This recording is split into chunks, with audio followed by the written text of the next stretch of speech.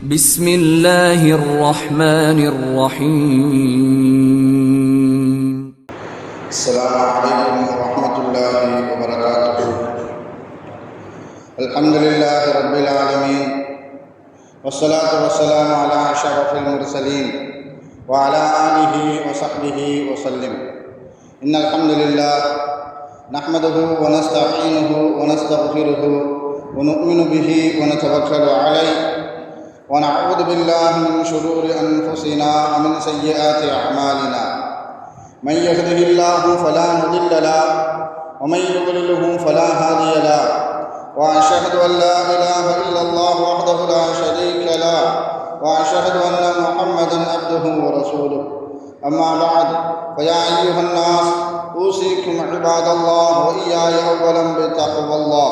قال الله تعالى: يا أيها الذين آمنوا اتقوا الله حق تقاته ولا تموتن إلا وأنتم مسلمون.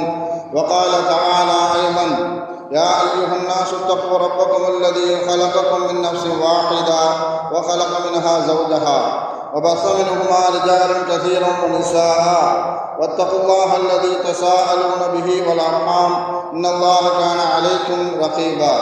وقال تعالى أيضا: يا أيها الذين آمنوا اتقوا الله وقولوا قولا سديدا يصلح لكم أعمالكم ويغفر لكم ذنوبكم، ومن يطع الله ورسوله فقد فاز فوزا عظيما. صدق الله العلي العظيم. قال نبينا صلى الله عليه وسلم: فإن الأصدق الحديث كتاب الله، وخير الهدي هدي محمد صلى الله عليه وسلم، وشر الأمور محدثاتها، وكل محدثة بدعة، وكل بدعة ضلالة، وكل ضلالة في النار. வார்த்தைகளில் சிறந்தது அல்லாஹ்வுடைய வார்த்தை என்றும், வழிகாட்டுதலில் சிறந்தது நபிகள் நாயகம் ஸல்லல்லாஹு அலைஹி வஸல்லம் அவர்களுடைய வழிகாட்டுதல் என்றும், காரியங்களில் மிக மிக கெட்டது மார்க்கத்தில் புதுமையை உண்டாக்குவது, ஒவ்வொரு புதுமையான காரியமும் வழிகேடுகள் அனைத்தும் உங்களை நரகில் கொண்டு போய் சேர்க்கும் என்று நமது நபி ஸல்லல்லாஹு அலைஹி வஸல்லம் அவர்கள் தங்களுடைய ஒவ்வொரு சொற்பொழிவிலும் இந்த மனித சமுதாயத்திற்கு ஞாபகப்படுத்தியதை இந்த நல்ல சந்தர்ப்பத்தில் இங்கு ஒன்று கூடியிருக்கின்ற உங்களுடைய சிந்தனையிலும் ஆரம்பமாக இந்த நபிமொழியை ஞாபகப்படுத்தி எனது உரையை ஆரம்பம் செய்கிறேன். அல்ஹம்துலில்லாஹ். கண்ணியமானவர்களே, அல்லாஹ் நல்லடியார்களே, அல்லாஹ் தஆலா தன்னுடைய ஏகத்துவ கலிமாவை எத்தி வைப்பதற்காக வேண்டி இந்த உலகத்தில் எண்ணற்ற நபிமார்களையும் ரசூல்மார்களையும் அனுப்பி வைத்தான். அவர்கள் அனைவர்களுமே அல்லாஹ்வுடைய கட்டளையின்படி அவரவர்களுக்கு அனுப்பப்பட்ட சமுதாய மக்களிடத்தில் அல்லாஹ்வுடைய ஏகத்துவ கலிமாவை எத்தி வைத்தார்கள். அத்தனை நபிமார்கள் மீதும் ரசூல்மார்கள் மீதும் இறுதியாக வந்த நமது நபி ஸல்லல்லாஹு அலைஹி வஸல்லம் அவர்கள் மீதும் அவர்களுக்கு இறங்கிய இறை செய்தியை கண்ணால் கண்டும் காதால் கேட்டும் அப்படி ஈமான் கொண்ட உத்தம சத்திய சஹாபாக்கள் சஹாபி பெண்மணிகள் மீதும் அவர்களுக்கு பின் வந்த தாபீன்கள் தபா தாபீன்கள் இமாம்கள் நல்லோர்களின் மீதும் குறிப்பாக இந்த ஜும்மாவில் அல்லாஹ்வை பற்றியும் அவனுடைய தூதர் முஹம்மது நபி ஸல்லல்லாஹு அலைஹி வஸல்லம் அவர்களை பற்றியும் தெரிந்து கொள்வதற்காக வேண்டி இங்கு ஒன்று கூடியிருக்கின்ற உங்கள் மீதும் என் மீதும் உங்களது குடும்பத்தார் மீதும் எனது குடும்பத்தார் மீதும் அல்லாஹ்வுடைய சாந்தியும் சமாதானமும் திருப்பொருத்தமும் மன்னிப்பும் இன்றும் என்றென்றும் உண்டாவதாக என்று கூறி எனது உரையை ஆரம்பம் செய்கிறேன். அல்ஹம்துலில்லாஹ். கண்ணியமானவர்களே, அல்லாஹ் நல்லடியார்களே, அல்லாஹ்வுடைய மகத்தான கிருபையினால் நாமெல்லாம் முஹர்ரம் மாதத்தில் சந்திக்கக்கூடிய மூன்றாவது ஜும்ஆ. நபி ஸல்லல்லாஹு அலைஹி வஸல்லம் அவர்களுடைய தோழர்களான சஹாபாக்களுடைய கண்ணியம் என்ன, நபி ஸல்லல்லாஹு அலைஹி வஸல்லம் அவர்களுடைய குடும்பத்தார்கள் என்று சொல்லக்கூடிய அஹ்ல பைத்துடைய அவர்களுடைய கண்ணியம் என்ன என்பதை இந்த ஜும்மாவின் வாயிலாக நாம் எல்லாம் தெரிந்து கொள்ள கடமைப்பட்டிருக்கிறோம். அந்த இரு பேர்களுடைய கண்ணியத்தை பற்றி நம்மளுடைய உள்ளத்தில் சிறு தடுமாற்றம் ஏற்பட்டாலும் நம்மளுடைய ஈமானும் நம்மளுடைய கொள்கைகளும் கேள்விக்குறியாகிவிடும் என்பதை உணர்ந்து கொள்ள நாம் எல்லாம் கடமைப்பட்டிருக்கிறோம். ஏனென்றால் இந்த முஹர்ரம் மாதத்தினுடைய 10வது நாள் என்று சொல்லக்கூடிய ஆஷுரா நாளை நாம் எல்லாம் கடந்து வந்திருக்கின்றோம். அந்த ஆஷுரா நாளில் வழிகேட்ட கூட்டத்தார்களில் ஒரு கூட்டத்தாரான ஷியாக்கள் அந்த நாளை எப்படி கடைபிடிக்கிறார்கள், அந்த நாளை எப்படி துக்க நாளாக அனுஷ்டிக்கிறார்கள் என்பதை நாம் பார்த்து வருகிறோம். அந்த நாளில்தான் முஹம்மது ஸல்லல்லாஹு அலைஹி வஸல்லம் அவர்களுடைய பேரர்களில் ஒருவரான ஹுசைன் ரலியல்லாஹு தஆலா அன்ஹு அவர்கள் கர்பலா என்ற யுத்தத்தின் மூலமாக ஷஹீதாக்கப்பட்டார்கள்.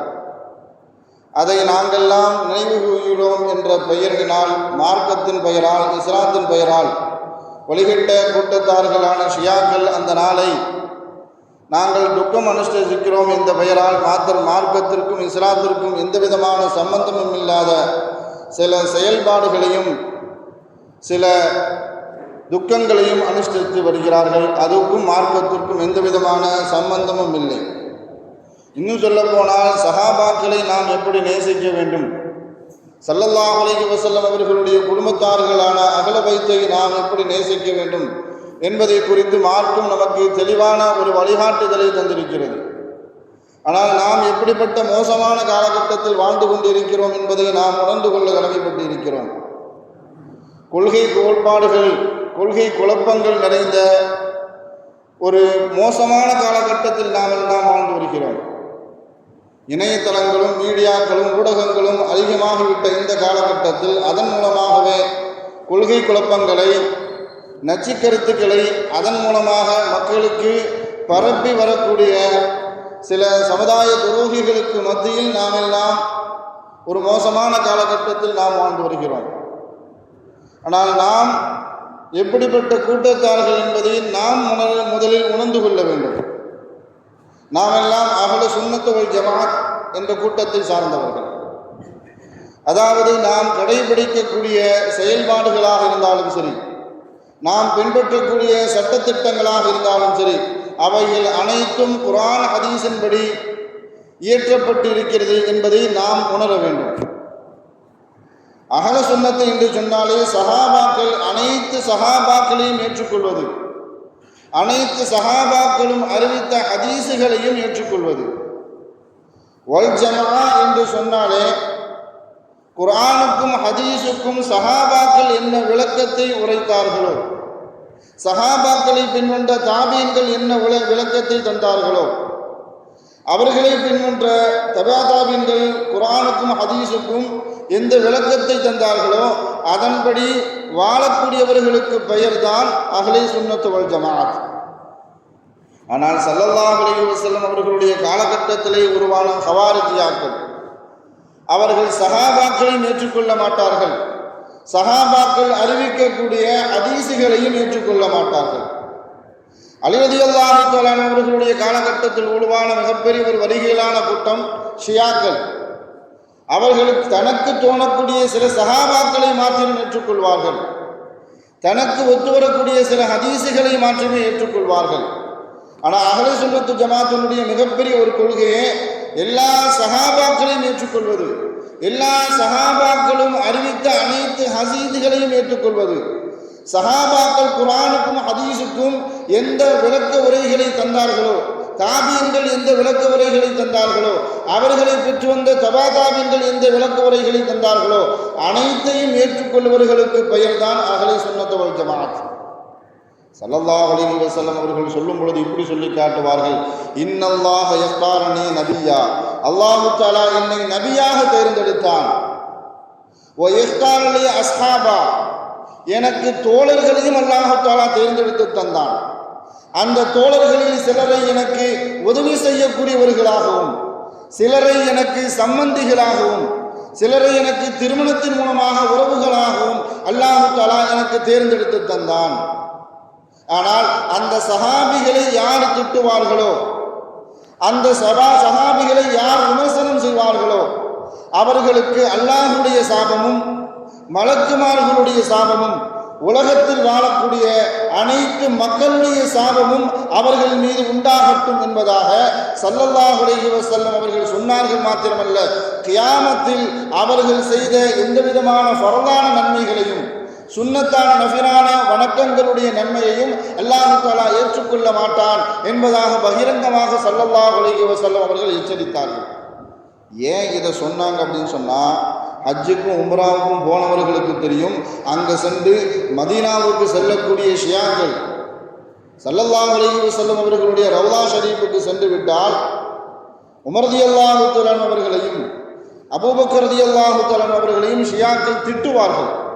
இதன் காரணத்தினாலேயே ஸல்லல்லாஹு அலைஹி வஸல்லம் அவர்கள் சொல்லி காட்டியது, என்னுடைய சஹாபாக்களை யார் விமர்சனம் செய்தாலும், என்னுடைய சஹாபாக்களை யார் திட்டினாலும் அவர்கள் மீது அல்லாஹ்வுடைய சாபமும் மலக்குமார்களுடைய சாபமும் மக்களுடைய சாபமும் அவர்கள் மீது உண்டாகட்டும் என்பதாக ஸல்லல்லாஹு அலைஹி வஸல்லம் அவர்கள் பகிரங்கமாக அவர்களுக்கு எதிராக துஆ செய்திருக்கிறார்கள்.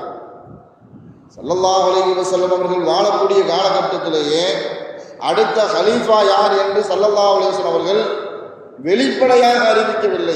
ஆனால் மறைமுகமாக சூசகமாக பல சந்தர்ப்பங்களில் ஸல்லல்லாஹு அலைஹி வஸல்லம் அவர்கள் அடையாளப்படுத்தி இருக்கிறார்கள். ஒரு தடவை சுபு தொழுகைக்கு பிறகு ஸல்லல்லாஹு அலைஹி வஸல்லம் அவர்கள் சஹாபாக்களுக்கு உபதேசம் செய்து கொண்டிருந்தார்கள். அந்த உபதேசத்தை கேட்ட அனைத்து சஹாபாக்களும் தன்னுடைய தாடி நனைகின்ற அளவுக்கு அழுதார்கள். அந்த உபதேசம் எப்படி இருந்தது என்பதை பற்றி சஹாபாக்கள் கருத்துரைக்கும் பொழுதும் அவர்கள் சொல்லி காட்டினார்கள். விடைபெற்று செல்லக்கூடிய ஒரு மனிதனுடைய உரை எப்படி இருக்குமோ அதுபோன்று இருந்தது ஸல்லல்லாஹு அலைஹி வஸல்லம் அவர்களுடைய உரை. அதுக்கு தொடர்ச்சியாக ஸல்லல்லாஹு அலைஹி வஸல்லம் அவர்கள் சொல்லி கொண்டு வரும் பொழுது, எனக்கு பின்னாடி நீங்கள் பல குழப்பங்களை சந்திப்பீர்கள். அந்த குழப்பங்களிலிருந்து உங்களுக்கு வெற்றி கிடைக்க வேண்டும் என்றால் என்னுடைய ஹலீஃபாக்களான நேர்வழி பெற்ற ஹலீஃபாக்களை நீங்கள் பின்பற்ற வேண்டும். அப்படி நீங்கள் பின்பற்றி நடந்தால் நீங்கள் நேர்வழி பெறுவீர்கள். மாத்திரமல்ல, அந்த சபையில அபூபக்கர் ரலியல்லாஹு உமர் ரலியல்லாஹு ரெண்டு பேருமே இருக்கிறாங்க. ஸல்லல்லாஹு அலைஹி வஸல்லம் அவர்கள் சொல்லி காட்டினார்கள், இதோ இருக்கக்கூடிய அபூபக்கரையும் இதோ இருக்கக்கூடிய உமரையும் நீங்கள் பின்பற்றி வாழ்ந்தால் உங்களுக்கு நேர்வழி கிடைக்கும், வெற்றி கிடைக்கும் என்பதாக அந்த நேரத்தில் அபூபக்கர் ரலியல்லாஹு அவர்களையும் உமர் ரலியல்லாஹு தஆலா அவர்களையும் அடையாளப்படுத்தினார்கள். இன்னொரு சந்தர்ப்பத்தில் ஸல்லல்லாஹு அலைஹி வஸல்லம் அவர்கள் சொல்லி காட்டினார்கள், என்னுடைய சஹாபாக்கள் அனைவரையும் பூமி முழுவதும் ஆள் அனுப்பி வைத்து இந்த மார்க்கத்தை பற்றி எடுத்துரைக்க வேண்டும் என்று நான் ஆசை கொள்கிறேன். இந்த இஸ்லாம் மார்க்கத்தை பற்றி மற்ற மனிதர்களிடத்தில் அறிமுகப்படுத்த வேண்டும், எடுத்துரைக்க வேண்டும் என்று நான் ஆசைப்படுகிறேன். அந்த கூட்டத்தில் இருந்த ஒரு சஹாபி கேட்கிறாங்க, யா ரசூலல்லாஹ், அந்த எடுத்துரைக்கக்கூடிய அனுப்பக்கூடிய சஹாபிகளில் அபூபக்கரும் உமரும் இருப்பார்களா அப்படின்னு கேட்கிறாங்க. ஸல்லல்லாஹு அலைஹி வஸல்லம் அவர்கள் உடனே சொல்றாங்க, அபூபக்கரும் உமரும் இல்லாமல் என்னால் இருக்க முடியாது. அவர்கள் இந்த மார்க்கத்திற்கு எந்த அளவுக்கு முக்கியத்துவம் வாய்ந்தவர்கள் என்றால், ஒரு மனிதனுக்கு கண்ணும் காதும் எந்த அளவுக்கு முக்கியத்துவம் வாய்ந்ததோ அதே போன்று இந்த மார்க்கத்தின் கண்ணாகவும் இந்த மார்க்கத்தினுடைய செவித்திறனாகவும் அபூபக்கரும் உமரும் இருக்கிறார்கள் என்பதாக அவர்களுடைய முக்கியத்துவத்தை பற்றி ஸல்லல்லாஹு அலைஹி வஸல்லம் அவர்கள் யார் கேள்வி கேட்டார்களோ அந்த சஹாபிகளுக்கு ஸல்லல்லாஹு அலைஹி வஸல்லம் அவர்கள் எடுத்துரைத்தார்கள். ஸல்லல்லாஹு அலைஹி வஸல்லம் அவர்கள் சக்கராத்துடைய நிலையில் இருக்கும் பொழுது ஒரு வக்து தொழுகை கூட ஜமாத்தாக இமாமாக நின்று தொலை வைக்கக்கூடிய சூழல் ஸல்லல்லாஹு அலைஹி வஸல்லம் அவர்களுக்கு இல்லை. நம்மால் இருந்து தொழு வைக்க முடியாது, இமாமத்து செய்ய முடியாது என்பதை உணர்ந்து கொண்ட ஸல்லல்லாஹு அலைஹி வஸல்லம் அவர்கள் அபூபக்கரை இமாமத்து செய்ய சொல்லுங்கள்னு சொன்னாங்க. அப்போ அந்த சபையில் இருந்த ஆயிஷா ரலியல்லாஹு, என்னுடைய தந்தையா, வேண்டாம் யா ரசூலல்லாஹ்னு சொல்றாங்க. யா ரசூலல்லாஹ், என்னுடைய தந்தையை நீங்கள் நின்ற அந்த இமாமத்தினுடைய அந்த முசல்லாவில் கொண்டு வந்து நிறுத்தாதீர்கள். ஏனென்றால் தொழுகைக்காக வேண்டிய அபூபக்கர் தக்பீர் கட்டிவிட்டால் அதில் ஓதக்கூடிய இறைவசனங்களை ஓதும் பொழுது அவர்கள் அழ ஆரம்பித்து விடுவார்கள். இமாம் அழுவதை சில மாமூம்கள் எதிர்பார்க்க மாட்டார்கள், விரும்ப மாட்டார்கள். அபூபக்கர் தொழுகையெல்லாம் அழுகையாக ஆகிவிடும். அதனால் அந்த முசல்லால நீங்கள் நின்ற அந்த முசல்லால அபூபக்கரை நிறுத்தாதீர்கள். ஸல்லல்லாஹு அலைஹி வஸல்லம் அவர்கள் மயக்கம் போட்டுட்டாங்க. அந்த கடைசி சூழல் ஸல்லல்லாஹு அலைஹி வஸல்லம் அவர்கள் மயக்கமும் தெளிவும் அப்படி மாறி மாறி மயக்கம் போடுவாங்க, கொஞ்ச நேரம் கழிச்சு தெளிவு பெறுவாங்க, கொஞ்ச நேரம் கழிச்சு மயக்கம் போடுவாங்க, கொஞ்ச நேரம் கழிச்சு தெளிவு பெறுவார்கள். மயக்கம் போட்டுவிட்டு தெளிவான ஒன்று மக்கள் எல்லாம் தொழுது விட்டார்களான்னு கேட்கிறாங்க. மக்கள் எல்லாம் தொழுது விட்டார்களா, யார் இமாமத்து செய்தார்கள் என்பதாக ஸல்லல்லாஹு அலைஹி வஸல்லம் அவர்கள் அங்கு குழுமியிருந்த மக்களிடம் கேட்கிறார்கள். ஆயிஷா ரலியல்லாஹு தஆலா அவர்கள் தன்னுடைய தந்தையை அந்த முஸல்லால கொண்டு நிறுத்த வேண்டாம் என்று சொன்னதன் காரணத்தினால உமர் ரலியல்லாஹு தஆலா அவர்களை இமாமத்து செய்வதற்காக வேண்டி மற்ற சஹாபாக்கள் எல்லாம் ஏற்பாடு செஞ்சுட்டாங்க. உமர் ரலியல்லாஹு தஆலா அவர்கள் இமாமத்து செய்வதற்கும் தயாராகி விட்டார்கள். யார் இமாமத்து செய்ய போறா என்பதாக ஸல்லல்லாஹு அலைஹி வஸல்லம் அவர்கள் அங்கே கேட்கும் பொழுது உமர் நிற்கிறார் அப்படின்னு சொன்ன உடனே ஸல்லல்லாஹு அலைஹி வஸல்லம் அவர்கள் அந்த நேரத்தில் கூட சொல்லி காட்டினார்கள், அபூபக்கரை தவிர வேற யாரும் இமாமத்து செய்வதை அல்லாஹும் அவனுடைய தூதர் ஸல்லல்லாஹு அலைஹி வஸல்லம் அவர்களும் விரும்பவில்லை என்பதை அந்த இடத்தில் அறிவிக்கிறாங்க. கிட்டத்தட்ட ஸல்லல்லாஹு அலைஹி வஸல்லம் அவர்கள் அந்த சக்கராத்துடைய நிலையில் இருக்கக்கூடிய நேரத்தில் 17 வக்து தொழுகைகளை ஸல்லல்லாஹு அலைஹி வஸல்லம் அவர்களுடைய அனுமதியோடு அவர்களுடைய வழிகாட்டுதலோடு அபூபக்கர் சித்தீக் ரலியல்லாஹு அவர்கள் நின்ற அந்த முஸல்லாவில் நின்று அபூபக்கர் தொழ வைத்தார்கள். இப்படியும் அடையாளப்படுத்தினார்கள் அது அடுத்த கலீஃபா யார் என்பதை. இன்னும் சொல்ல போனால் உலகத்தில் எல்லா நபிமார்களும் மரணிக்கக்கூடிய நேரத்தில் அந்த சமூக மக்களிடத்தில் மிகப்பெரிய குழப்பங்கள் காரியங்கள் எல்லாம் ஏற்படும். அந்த நேரத்தில் அந்த குழப்பத்தை தாங்கி அதை கடந்து வரக்கூடியவர்கள் தான் உண்மையான ஈமான்தாரிகள், ஈமானில் உறுதியுள்ள மக்கள். ஸல்லல்லாஹு அலைஹி வஸல்லம் அவர்கள் மூத்தான நேரத்தில் கூட சஹாபாக்களுடைய உள்ளத்தில் நபிக்கு மௌத்து வருமா என்பதை உணர்ந்திருந்தார்கள். நபிக்கு எப்படி மௌத்து வரும் இந்த கொள்கையில் இருந்தாங்க. ஸல்லல்லாஹு அலைஹி வஸல்லம் அவர்கள் மரணிக்க மாட்டார்கள் இந்த எண்ணத்தில் நிறைய சஹாபாக்கள் உட்பட இன்னும் சொல்ல போனால் உமர் ரலியல்லாஹு தஆலா அவர்களுடைய சிந்தனையிலும் நபிக்கு மௌத்தே வராது என்ற கொள்கையில் அவர்கள் இருந்து கொண்டிருந்தார்கள். யாராவது நபி மௌத்தா போயிட்டாங்க அப்படின்னு சொன்னால் என் வாளை வச்சு அவர்களுடைய தலையை எடுத்துருவேன் அப்படின்னு சொன்னாங்க. ஆனால் எப்படி எந்த மாதிரி அற்புதமான காட்சி என்பதை நாம் உணர வேண்டும். இதே உமர் தான் ஈமானை இஸ்லாத்தையும் மக்காவில் பரப்பிக் கொண்டு இருக்கிற நேரத்தில் 100 செந்நிற ஒட்டகங்கள் முஹம்மது ஸல்லல்லாஹு அலைஹி வஸல்லம் அவர்களுடைய தலையை யார் எடுத்துக்கொண்டு வருவார்களோ அவர்களுக்கு நான் 100 செந்நிற ஒட்டகங்களை நான் பரிசாக தருவேன் என்று அபூஜஹல் அறிவித்த நேரத்தில் ஸல்லல்லாஹு அலைஹி வஸல்லம் அவர்களை வெட்டுவதற்காக வேண்டி வாளேந்தி வந்த உமர் அங்கேயும் வாளை கொண்டு வராங்க. அது இஸ்லாத்திற்கு எதிராக. ஆனால் அந்த காட்சியை அல்லாஹு தஆலா அப்படி மாற்றி அமைக்கிறான். ஸல்லல்லாஹு அலைஹி வஸல்லம் அவர்களையே கொலை செய்ய வந்த உமர் இப்போ சொல்லி காட்டுறாங்க, ஸல்லல்லாஹு அலைஹி வஸல்லம் அவர்கள் யாராவது இறந்து விட்டார் என்று சொன்னால் அவங்க தலையை நான் எடுத்துருவேன்னு சொல்றான். இப்படி காட்சி மாற்றத்தை அல்லாஹு தஆலா அப்படி மாற்றி காமிச்சான். ஆனால் அவர்களுடைய எண்ணம் ஸல்லல்லாஹு அலைஹி வஸல்லம் அவர்களுக்கு மூத்து வராது என்பதை நினைத்து கொண்டிருந்த உமர் ரலியல்லாஹு உட்பட நிறைய சஹாபாக்கள் நிறைய பேர் அப்படி புத்தி பேதலிச்ச மாதிரி நிற்கிறாங்க. ஸல்லல்லாஹு அலைஹி வஸல்லம் அவர்கள் மூத்தாயிட்டார்களே அப்படின்னு. அந்த நேரத்தில் அபூபக்கர் வியாபாரத்துக்கு போயிட்டு வெளியூருக்கு போயிட்டு வந்து பார்க்குறாங்க. ஸல்லல்லாஹு அலைஹி வஸல்லம் அவர்களுடைய முகத்தை பார்த்துவிட்டு சொன்னார்கள், யா ரசூலல்லாஹ், நீங்கள் உயிரோடு இருக்கும் பொழுது எப்படி இருந்தீர்களோ ஒளிமயமாக, இப்பொழுதும் அதே ஒளிமயமாகத்தான் இருக்கிறீர்கள். வெளியில் வந்து குழப்பத்தை பார்க்குறாங்க. உயரமான இடத்துல நின்று கிட்டத்தட்ட சில வசனங்களை சஹாபாக்களை முன்னோக்கி ஓதினார்கள். உமர் ரலியல்லாஹு தஆலா அவர்கள் சொல்லி காட்டும் பொழுது அதற்கு முன்பாக வரைக்கும் அந்த வசனம் குர்ஆனில் இருப்பதையே நாங்கள் உணரவில்லை. அப்பொழுதுதான் முதலாக அபூபக்கருக்கு வஹி இறக்கப்பட்டு விட்டதோ என்பதை நாங்கள் உணர்ந்தோம். அபூபக்கர் மெம்பரில் ஏறுறாங்க, மக்களை பார்த்து அழைக்கிறாங்க, அல்லாஹ்வை புகழுகிறார்கள். அப்புறம் சொல்லி காட்டுறாங்க, இன்னக மையத்துன் வ இன்னஹும் மையத்துன், நீங்களும் மரணிக்கக்கூடிய மையத்து தான், நானும் மரணிக்கக்கூடிய மையத்து தான். அவரும் மூத்தா போயிட்டார்.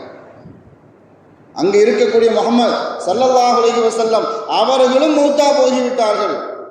ஒமா ஜஅல்னா லிபஷரின் மின் கப்லிகல் குல்த் அஃப இம்மித்த ஃபஹுமுல் காலிதூன்.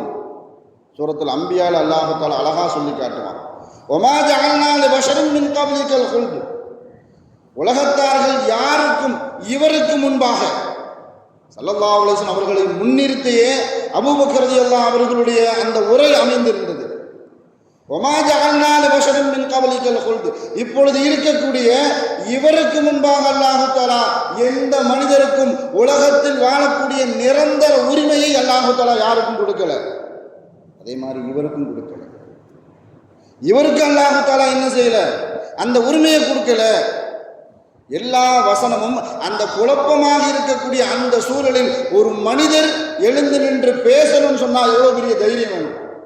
உருவிய வாளோடு நிற்கக்கூடிய உமர் ரலியல்லாஹு, யாராவது அவர் மூத்தாகிவிட்டார் என்று சொன்னாலே அவருடைய தலையை எடுத்துருவேன் அப்படின்னு சொல்லிக்கொண்டு உரிமை கொண்டு இருக்கக்கூடிய உமர் ரலியல்லாஹு அவர்களுக்கு முன்பாக அபூபக்கர் மிம்பரில் ஏறி இன்னக மையத்துன் வ இன்னஹும் மையத்துன், அவரும் மூத்தா போயிட்டாரு, நாமளும் மூத்தா போயிடுவோம், உலகத்தில் வாழக்கூடிய நிரந்தர உரிமையை அல்லாஹ் தஆலா யாருக்கு இதுவரைக்கும் கொடுக்கல அப்படின்னு சொல்லிட்டு அதுக்கப்புறம் ஓதுறாங்க வமா முஹம்மதின் இல்லா ரசூல், ஸல்லல்லாஹு அலைஹி வஸல்லம் அவர்கள் அல்லாஹ்வுடைய தூதர் தான். வமா முஹம்மதின் இல்லா ரசூல் கத் ஹலத் மின் கப்லிஹி ருசுல், இதற்கு முன்னாடியும் அல்லாஹ் தஆலா நிறைய நபிமார்களையும் தூதர்களையும் அல்லாஹ் தஆலா அனுப்பி வைத்திருக்கிறான். அவர்கள் சில நபிமார்கள் சாதாரணமாக மூத்தானார்கள், சில நபிமார்கள் கொல்லப்பட்டார்கள். அந்த மாதிரி நேரத்தில் அப்படி உங்களுடைய நபி மூத்தாக்கப்பட்டாலும் அல்லது கொல்லப்பட்டாலும் நீங்கள் தலைவிரித்து கொண்டு உங்களுடைய பழைய மார்க்கத்திற்கு சென்று விடுவீர்களா, அல்லாஹ்வை நிராகரித்து நீங்கள் சென்று விடுவீர்களா அப்படின்னு சொன்ன உடனே உமர் ரலியல்லாஹு தஆலா அவர்களுடைய கைகளிலிருந்து வாள் அப்படி விழுது. அது வரைக்கும் அப்படி ஒரு மாதிரியாக இருந்த உமர் ரலியல்லாஹு தன்னுடைய கையில் இருந்த வாளை அப்படி போட்டுட்டாங்க. எல்லா சஹாபாக்களும் சொன்னாங்க, நரகத்தினுடைய விளிம்பில் நாங்கள் நின்று கொண்டிருந்தோம், அபூபக்கர் எங்களை பிடித்து இழுத்து கொண்டு வந்தார். இப்படி சொல்றதுக்கு ஒரு ஆளுக்கு தைரியம் வேணும். அப்புறம் சொன்னாங்க, யாரெல்லாம் முஹம்மதை கடவுளாக ஏற்றுக்கொண்டீர்களோ அவர் மூத்தாகிவிட்டார். அவங்களுடைய வார்த்தையில் அடுத்தடுத்து வருது முஹம்மது ஸல்லல்லாஹு அலைஹி வஸல்லம் அவர்கள் மூத்தாகிவிட்டார்கள் என்பதை அந்த குழப்பமான நேரத்தில் அந்த கலவர பூமியாக இருக்கக்கூடிய அந்த மதீனாவில் யாரெல்லாம் புத்தி வேதனைத்து இருந்தார்களோ, யாரெல்லாம் முஹம்மது ஸல்லல்லாஹு அலைஹி வஸல்லம் அவர்களுக்கு மரணமே வராது என்று சொல்லிக் கொண்டிருந்தார்களோ அவர்களுக்கு மத்தியில் ஸல்லல்லாஹு அலைஹி வஸல்லம் அவர்கள் மூத்தாகிவிட்டார்கள் என்பதை அந்த மனித உள்ளங்களின் மத்தியில் அபூபக்கர் பதிவு செய்து கொண்டே இருந்தார்கள். எப்படிப்பட்ட வார்த்தைன்னு சொன்னா, யாரெல்லாம் முஹம்மது ஸல்லல்லாஹு அலைஹி வஸல்லம் அவர்களை கடவுளாக ஏற்றுக்கொண்டார்களோ அவர் மூத்தாகிவிட்டார். ஆனால் யார் அல்லாஹ்வை கடவுளாக ஏற்றுக்கொண்டீர்களோ அவனுக்கு எந்த காலகட்டத்திலும் மௌத்தே வராது, அவன் எப்பொழுதும் நித்திய ஜீவனாக இருந்து கொண்டே இருப்பான் என்பதை அந்த நேரத்தில் அந்த மக்களுக்கு மத்தியில் அபூபக்கர் ரலியல்லாஹு பதிவு செய்தார்கள். இது அவர்களுடைய ஆளுமை திறனை வெளிப்படுத்திய ஸல்லல்லாஹு அலைஹி வஸல்லம் அவர்களுடைய மௌத்துக்கு பிறகு அபூபக்கர் எந்த அளவுக்கு ஆளுமை திறன் படைத்தவர்கள் என்பதை அந்த சூழலில் அவர்கள் பதிவு செய்தார்கள். அடுத்து ஒரு குழப்பம் வருது, அடுத்த கலீஃபா யார்? இப்படியெல்லாம் ஸல்லல்லாஹு அலைஹி வஸல்லம் அவர்கள் அறிமுகப்படுத்தினாலும் அடையாளப்படுத்தியிருந்தாலும் அடுத்த கலீஃபா யார் என்பதை மதீனா வாசிகள் அன்சாரிகள் எல்லாம் சகைஃபா என்ற ஒரு மண்டபத்தில் வச்சு ஆலோசனை செய்கிறாங்க. நாம் முஹாஜிர்களுக்கு எவ்வளோ உதவிகள் செய்திருக்கிறோம், அவர்களும் நம்மளிடத்தில் கண்ணியமான முறையில் நடந்துக்கிட்டு இருக்கிறாங்க.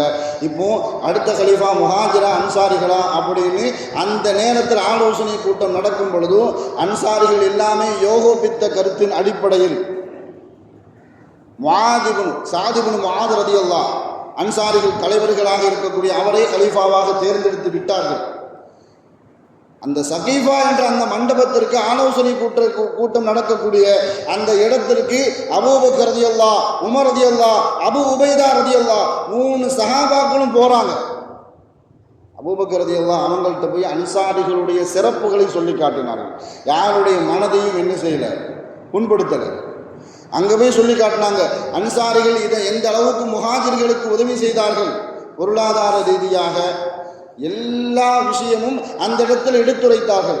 சொல்லிட்டு சொன்னாங்க, எந்த காலகட்டத்திலும் குறைஷிகள் அல்லாத மற்றவர்களுக்கு மக்கள் அடிபணிய மாட்டார்கள். கட்டுப்பட்டு நடக்கணும் அப்படின்னு சொன்னால் குறைஷி குலத்தில் இருந்து வந்தவர்கள் தான் கலீஃபாவாக இருக்க வேண்டும். சுருக்கமாக சொல்றது, வெளியூர்காரன் என்ன செய்யணும், வெளியூருக்காரன் வந்து இங்க ஆட்சி செய்யணும் அப்படிங்கிற விஷயத்தை அபூபக்கர் ரலியல்லாஹு அந்த நேரத்தில் உள்ளூர்காரர்களாக இருக்கக்கூடிய அன்சாரிகளுடைய உள்ளத்துல பதிவு செய்யறாங்க. ஆனா எல்லா சஹாபாக்களும் அன்சாரிகளும் அந்த நேரத்தில் அபூபக்கர் ரலியல்லாஹு சொன்னதை ஏற்றுக்கொண்டார்கள். ஆனால் எந்த காலகட்டத்திலும் என்னை கலீஃபாவாக தேர்ந்தெடுங்கள் அப்படிங்கிற ஒரு வார்த்தை கூட அபூபக்கர் ரலியல்லாஹு அவர்களுடைய நாவிலிருந்து வரல. எல்லா சஹாபாக்களும் ஒட்டுமித்த கருத்துக்கு வந்த பிறகும், ஆனால் இன்னொரு விஷயத்தை கவனிக்கணும், ஸல்லல்லாஹு அலைஹி வஸல்லம் அவர்கள் அடக்கம் செய்யப்படலை. அவர்களை அடக்கம் செய்யப்படுவதற்கு முன்பாக ஒவ்வொரு பிரச்சனைகளுக்கும் அபூபக்கர் ரலியல்லாஹு தீர்வை கொண்டு வந்து கொண்டே இருந்தார்கள். அபூபக்கர் ரலியல்லாஹு சொன்ன உடனே அந்த இடத்துல உமர் ரலியல்லாஹு ஒருமித்த கருத்தினுடைய அடிப்படையில், அதாவது முஹாஜிர்களுடைய அடிப்படையில் கருத்தில் எங்க அறிவிக்கிறாங்க, நான் அபூபக்கரை கலீஃபாவாக முன்மொழிகிறேன். சொன்ன உடனே யாரும் எதிர்ப்பு கருத்து தெரிவிக்கலை. அன்சாரிகளும் முஹாஜிர்களும் சேர்ந்து வெளியூர்காரராக இருக்கக்கூடிய முஹாஜிராக இருக்கக்கூடிய அபூபக்கரை தலைவராக கலீஃபாவாக தேர்ந்தெடுத்துக் கொண்டார்கள். அதுக்கு பிறகு இன்னொரு பிரச்சனை வருது. ஸல்லல்லாஹு அலைஹி வஸல்லம் அவர்களை எங்கே அடக்கம் செய்யணும், மக்கால் அடக்கம் செய்யணுமா அப்படின்னு சில சஹாபாக்கள், இன்னும் சில சஹாபாக்கள் என்ன செய்கிறாங்கன்னு சொன்னால், எல்லா அதிகமான நபிமார்கள் பைத்துல் முகத்தஸ் தான் அடக்கம் செய்யப்பட்டிருக்கிறார்கள், அவர்கள் அங்கே கொண்டு போய் அடக்கம் செஞ்சிடலாம் என்பதாக அங்கே இருக்கக்கூடிய சஹாபாக்களுக்கு மத்தியில் கருத்து வேறுபாடு. மக்காவிலா பைத்துல் முகத்தஸிலா, அந்த இடத்துல அபூபக்கர் சொல்கிறாங்க, எல்லா நபிமார்களும் எந்த இடத்துல வாழ்ந்து எந்த இடத்தில் மரணிக்க இருக்கிறார்களோ அந்த இடத்தில் தான் அவர்களை அடக்கம் செய்யப்பட வேண்டும். ஸல்லல்லாஹு அலைஹி வஸல்லம் அவர்கள் மதீனாவில் வாழ்ந்தார்கள். ஆயிஷா ரலியல்லாஹு அவர்களுடைய வீட்டில் வைத்தே மரணமடைந்தார்கள். ஆயிஷா ரலியல்லாஹு தஆலா அவர்கள் வீட்டில் தான் அவர்களை அடக்கம் செய்யப்பட வேண்டும் என்ற ஒரு தீர்வுக்கு எல்லா மக்களும் வந்துட்டாங்க. அடுத்த பிரச்சனை வருது. ஸல்லல்லாஹு அலைஹி வஸல்லம் அவர்களுக்கு யார் இமாமத்து செய்யணும் ஜனாசா தொழுகைக்கு? எல்லாருக்கும் அந்த ஆசை இருக்கும். ஸல்லல்லாஹு அலைஹி வஸல்லம் அவர்களுக்கு ஜனாசா தொழுகையில யார் இமாமத்து செய்ய வேண்டும் என்ற ஆசை வந்த உடனே அந்த இடத்துல அபூபக்கர் திடமான ஒரு பதிலை உரைத்தார்கள். ஸல்லல்லாஹு அலைஹி வஸல்லம் அவர்கள் உயிரோடு இருக்கும் பொழுதும் சரி, மரணித்த பிறகும் சரி, அவர்களுக்கு முன்னாடி உட்கார்ந்து இமாமத்து செய்யக்கூடிய தகுதி துன்யால யாருக்குமே கிடையாது. இந்த உலகத்தில் அந்த தகுதியை யாருக்குமே கொடுக்கல. அவங்க தனித்தனியாக போய் என்ன செஞ்சுக்க வேண்டியதான். அந்த காரணத்தினால தான் கிட்டத்தட்ட 1,00,000 சஹாபாக்களும் தொழுது முடிப்பதற்கு காரணத்தினால தான் ஸல்லல்லாஹு அலைஹி வஸல்லம் அவர்கள் 3 நாட்கள் கழித்து அடக்கம் செய்யப்பட்டார்கள். ஏன்னா ஸல்லல்லாஹு அலைஹி வஸல்லம் அவர்கள் முன்னறிவிப்பு செய்தார்கள், என்ன ஒரு இடத்துல வச்சிருங்க, முதல்ல மலக்குமார்களுடைய ஜனாசா அவர்கள் வந்து தொழுவாங்க, அதுக்கப்புறம் நீங்கள் தனித்தனியாக வந்து தொழுவிக்குங்க. இதையெல்லாம் விட ஒரு பெரிய பிரச்சனை வந்துச்சு. அபூபக்கர் ரலியல்லாஹு தஆலா அவர்கள் கலீஃபாவாக பொறுப்பேற்றுக் கொண்டார்கள். பொறுப்பேற்று கொண்ட உடனே ஒரு பெரிய பிரச்சனை. ஒன்று ஜகாத்தினுடைய பிரச்சனை. அந்த நேரத்தில் அபூபக்கர் ரலியல்லாஹு தஆலா அவர்கள் பொறுப்பேற்றுக் கொண்ட உடனே யாரெல்லாம் ஜகாத்து கொடுத்தார்களோ நாங்கள் இனிமேல் ஜகாத்து கொடுக்க மாட்டோம் அப்படின்னு அறிவிப்பு செய்தார்கள். அந்த நேரத்தில் அபூபக்கர் திடமாக அறிவித்தார்கள், ஸல்லல்லாஹு அலைஹி வஸல்லம் அவர்கள் இருக்கின்ற வரைக்கும் யாரெல்லாம் ஒட்டகத்தையும் சேர்த்து ஒட்டகத்தினுடைய கயிறையும் சேர்த்து ஜகாத்து கொடுத்தார்களோ அவர்கள் நான் ஒட்டகத்தை மட்டும்தான் கொடுப்பேன், கயிறை தரமாட்டேன் அப்படின்னு சொன்னா கூட அவர்களிடத்தில் நான் போர் தொடுப்பேன் என்று அறிவித்தார்கள்.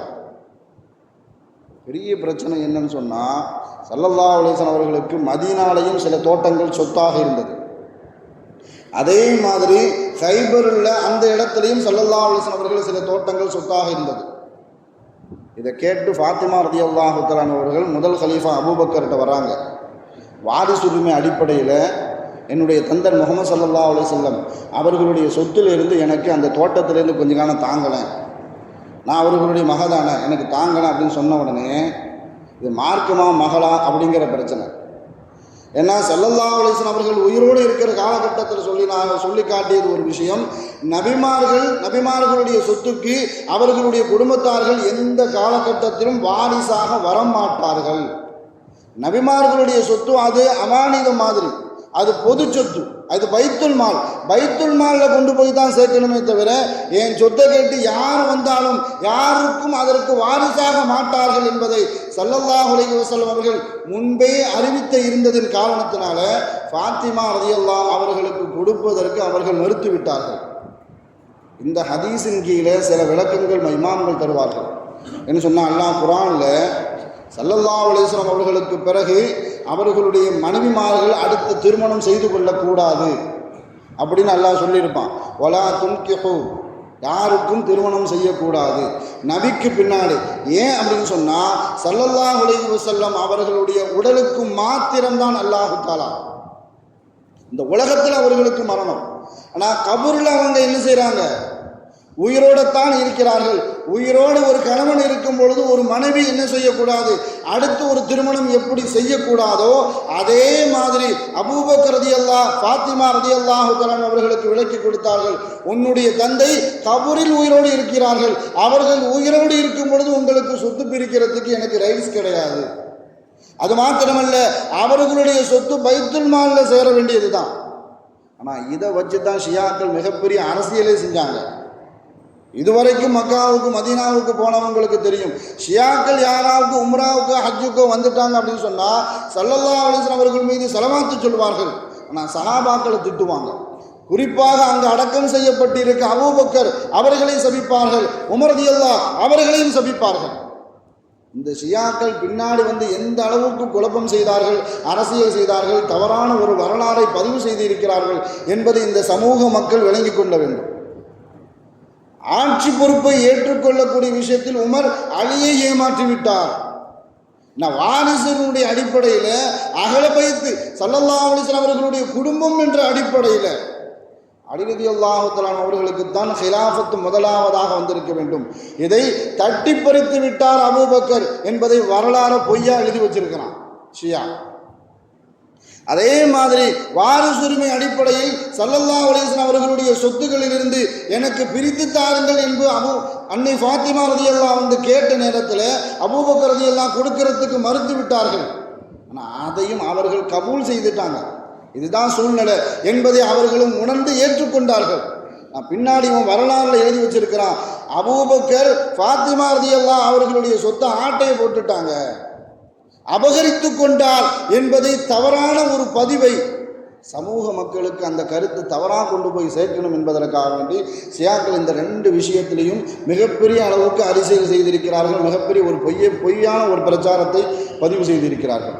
ஆனால் உண்மையான நிலை என்னன்னு சொன்னால், ஹலீஃபாக்களும் சரி மற்ற சஹாபாக்களும் சரி ஸல்லல்லாஹு அலைஹி வஸல்லம் அவர்களுடைய குடும்பத்தார்களை தன்னுடைய உயிரை விடவும் மேலாக நேசித்தார்கள். ஹலீஃபாக்கள் எல்லாருமே ஒரு பைத்துல் மாலில் இருந்து சிலருக்கு பிரித்து கொடுக்க வேண்டும் என்று ஒரு சூழல் வரும் பொழுது முன்னுரிமையாக அவர்கள் ஞாபகம் கொள்வது அலி ரலியல்லாஹு, ஃபாத்திமா ரலியல்லாஹு, ஹசன் ரலியல்லாஹு, ஹுசைன் ரலியல்லாஹு இவர்களைத்தான் முன்னிறுப்பார்கள். இதில் எதுவுமே ஷியாக்களுடைய கருத்து எடுபடலை அப்படின்னு சொன்ன உடனே அடுத்த பிரச்சனைக்கு வந்தார்கள் ஷியாக்கள். அலிக்கும் அபூபக்கருக்கும் பிடிக்காது, அலிக்கும் உமருக்கும் பிடிக்காது என்பதை பதிவு செய்தார்கள். ஆனால் நாம் வரலாற்றை புரட்டி பார்க்கும் பொழுது நமக்கு ஒரு தெளிவான ஒரு விஷயம் தெரியும். அலி ரலியல்லாஹு தஆலா அன்ஹு அன்னை ஃபாத்திமா ரலியல்லாஹு அவர்களுடைய மரணத்திற்கு பிறகு சில திருமணங்களை முடித்தார்கள். அந்த திருமணத்தின் மூலமாக அவர்களுக்கு குழந்தைகளும் உண்டு. அந்த குழந்தைகளுக்கு அலி ரலியல்லாஹு என்ன பெயரை வைத்தார்கள் என்று வாசித்து பார்த்தாலே ஷியாக்கள் சொல்லக்கூடிய அந்த பொய்யான பிரச்சாரம் நமக்கு தெளிவான முறையில் விளங்கிக் கொள்ள முடியும். அவர்களுக்கு பிறந்த சில ஆண் குழந்தைகளுக்கு அபூபக்கர், உமர், உஸ்மான் அப்படின்னு தான் பெயரை வைத்தார்கள். அன்னை ஃபாத்திமா ரலியல்லாஹு அவர்களுடைய மரணத்திற்கு பிறகு யாரை திருமணம் முடித்தார்களோ அந்த பெண்களின் மூலமாக பிறந்த அந்த குழந்தைகளுக்கு அலி ரலியல்லாஹு இப்படி பெயர் வச்சாங்க. அலி ரலியல்லாஹு தஆலா அவர்கள் தன்னுடைய ஃபாத்திமா ரலியல்லாஹு அலி ரலியல்லாஹு தஆலா அவர்கள் மூலமாக குழந்தை பிறந்தைக்கு ஆரம்பத்தில் அவங்க பெயர் வச்சாங்க, ஹர்பு அப்படின்னு பெயர் வச்சுருந்தாங்க. ஸல்லல்லாஹு அலைஹி வஸல்லம் அவர்கள் வந்து கேட்குறாங்க, முதல் குழந்தை பிறக்குது அலி ரலியல்லாஹு, அவங்களுக்கு பிறந்த குழந்தைக்கு முதல்ல ஹர்பு அப்படின்னா யுத்தம், போர் அப்படின்னு அர்த்தம். அலி ரலியல்லாஹுக்கு அந்த போர், யுத்தம் அப்படின்னா ரொம்ப பிடிக்கும். இந்த மாதிரி பெயரை வச்சா புள்ள என்ன செய்வான், கொஞ்சம் வீரனாக வளருவான் அப்படின்னு நினச்சி அந்த பெயரை வச்சாங்க. ஸல்லல்லாஹு அலைஹி வஸல்லம் அவர்கள் வந்து கேட்குறாங்க, என் பேரனுக்கு பேர் வச்சாச்சா? என்ன பேர் வச்சுருக்கிறீங்க? ஹர்புன்னு வச்சுருக்கிறீங்க. இல்லை, என் பேரனுக்கு நான் பேரை மாற்றினேன், ஹசன் வைக்கிறேன் அப்படின்னு சொன்னாங்க. அதே மாதிரி அடுத்த குழந்தைக்கும் அவர்களே பெயர் சூட்டினார்கள், ஹர்பு. இந்த குழந்தைக்காவது நம்ம இஷ்டப்படி பெயர் வைக்கலாம் அப்படின்னு நினச்சாங்க. அந்த குழந்தைக்கும் ஸல்லல்லாஹு அலைஹி வஸல்லம் அவர்கள் பெயர் மாற்றினார்கள். இல்லை, ஹர்பு கிடையாது, ஹுசைன் வைருங்க. மூணாவது ஆம்பளை பிள்ளை பிறக்குது. நமக்கு தெரிஞ்சதெல்லாம் ஹசன் ஹுசைன், அது மட்டும்தான் நமக்கு தெரியும்.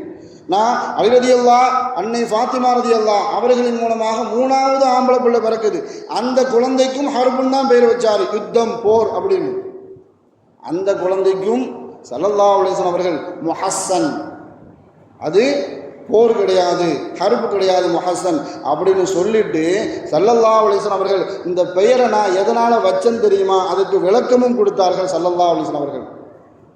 ஹாரூன் அலைஹிஸ்ஸலாம் அவர்களுடைய அவர்களுடைய பிள்ளைகளுக்கு ஷபர், முஷப்பர், ஷாபிர், ஷபர், சுபைர், முஷப்பர், அதாவது ஹசன், ஹுசைன், முஹஸ்ஸன் என்ற அர்த்தத்தில் அழகு, மூணு சேர்த்தாலும் அழகன் அப்படின்னு தான் அர்த்தம். ஹாரூன் அலைஹிஸ்ஸலாம் இப்ரு மொழியில் தன்னுடைய பிள்ளைகளுக்கு என்ன பெயரை வைத்தார்களோ அதே பெயரை தான் என்னுடைய பிள்ளைகளான, என்னுடைய பேர பிள்ளைகளான இந்த குழந்தைகளுக்கு ஹசன், ஹுசைன், முஹஸ்ஸன் அப்படிங்கிற பெயரை வைத்தேன் என்பதாக ஸல்லல்லாஹு அலைஹி வஸல்லம் அவர்கள் அலி ஃபாத்திமா அந்த தம்பதியர்களுக்கு விளக்கத்தை கொடுத்தார்கள். இன்னும் சொல்ல போனால் அலி ரலியல்லாஹு தஆலா அவர்களுக்கும் மற்ற சஹாபாக்களுக்கும் ஷியாக்கள் சொல்வதைப் போல எந்த விதமான பகை உணர்வுலாம் இல்லை. எந்த அளவுக்கு அலி ரலியல்லாஹு தஆலா அவர்களும் தெளிவாக இருந்தார்களோ அதே மாதிரி மற்ற கலீஃபாக்களும் தெளிவாக இருந்தார்கள். ஸல்லல்லாஹு அலைஹி வஸல்லம் அவர்களுடைய குடும்பத்தார்களோடு எப்பொழுதுமே நமக்கு திருமண பந்தத்தின் மூலமாகவாவது நமக்கு உறவை ஏற்படுத்தி கொண்டே இருக்க வேண்டும் என்பதை உமர் ரலியல்லாஹு தஆலா அவர்கள் தெளிவாக இருந்தார்கள்.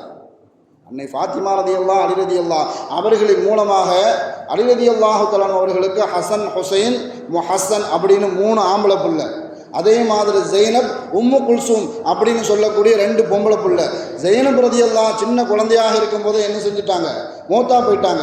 உம்மு குல்சூம் மாத்திரம், அந்த உம்மு குல்சூமை பின்னாட்களில் உமர் ரலியல்லாஹு தஆலா அவர்கள் திருமணம் செய்து கொண்டார்கள். காரணம் கேட்கும் பொழுதும் நம்மளுடைய சிந்தனையெல்லாம் வரும், ஒரு பெரிய ஆள் ஒரு சின்ன பிள்ளைய திருமணம் முடிச்சுட்டாங்களே. இது அரபுகளுடைய கலாச்சாரத்தில் அவர்களால் ஏற்றுக்கொள்ளப்பட்டு நடைமுறைப்படுத்தப்பட்ட அந்த கலாச்சாரம்.